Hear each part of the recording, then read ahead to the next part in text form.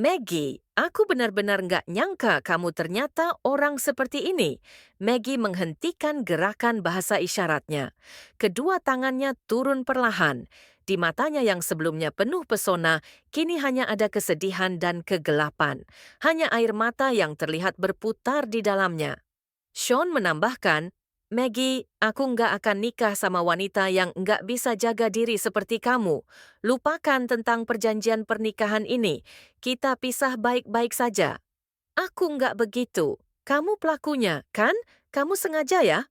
Maggie yang sudah kehilangan akal pun menarik kerah baju Sean.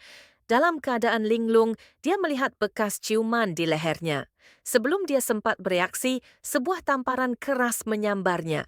Tangan Gino Leandra bergetar karena emosi.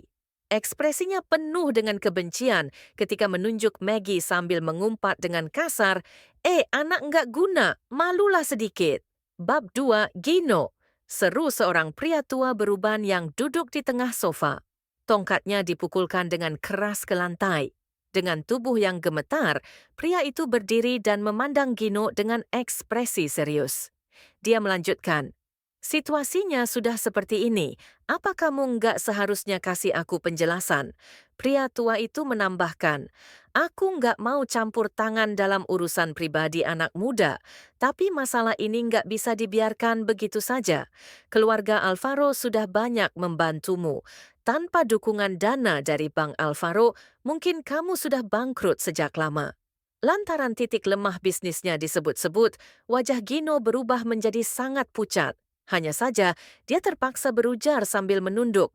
Kami nggak akan pernah melupakan kebaikan keluarga Alvaro, tapi... Gino menatap Maggie dengan penuh kebencian, seolah-olah ingin memotong tubuh wanita itu menjadi ribuan bagian.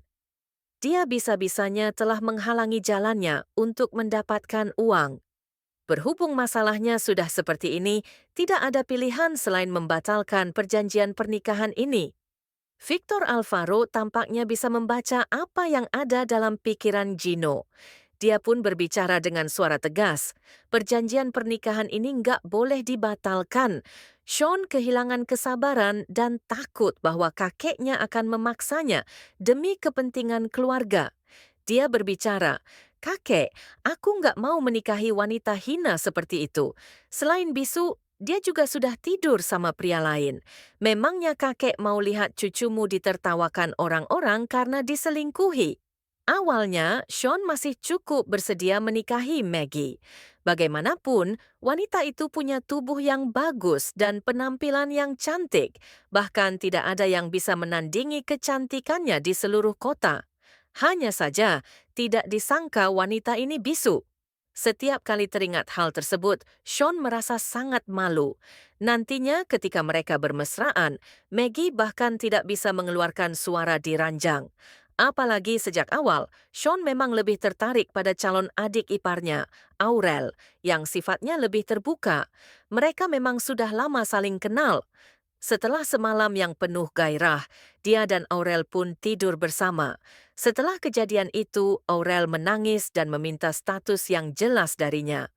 Sean awalnya kebingungan, lalu dia pun memutuskan untuk menerima saja. Bagaimanapun, dia hanya perlu menikahi seorang wanita yang cantik. Meski Aurel tidak terlalu cantik, dia merasa itu tidak masalah. Setidaknya, Aurel lebih baik daripada Maggie yang sensitif dan mudah marah. Semalam, itu semua adalah rencana Sean. Dia sengaja menciptakan situasi agar keluarga Leandra bisa mencari alasan untuk membatalkan perjanjian pernikahan. Kalau bukan karena Aurel terlalu ketat dalam mengawasinya, Sean tidak perlu repot-repot mencari pria lain untuk tidur dengan Maggie. Kesempatan menikmati wanita cantik secara gratis sama sekali tidak ingin dilewatkan olehnya. Sayangnya, entah pria liar mana yang begitu beruntung bisa tidur dengan Maggie semalam. Saat ini, Sean melihat kulit putih Maggie yang terpampang dengan tatapan mesum. Pikirannya melayang kembali pada adegan semalam.